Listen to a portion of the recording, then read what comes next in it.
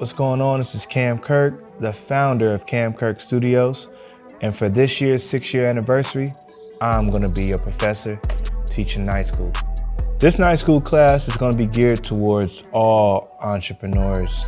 I'm gonna teach a course that's gonna be pretty open and broad enough for a lot of us to learn something from. So it's not just for the photographers on this one. This is gonna be about all entrepreneurship, business practices that have helped me develop multiple 7-figure businesses. So it's not just for photographers, it's for all creatives and all entrepreneurs that want to get into business. I think the biggest takeaway I want people to remember is no matter what industry or craft you're in, there's still a business.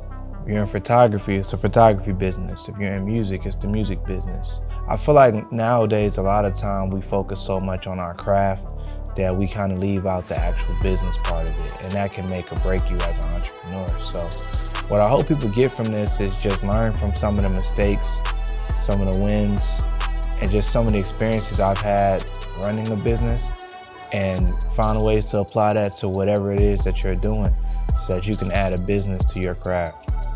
So get ready, July 25th, sign up now, apply, and I hope to see you there.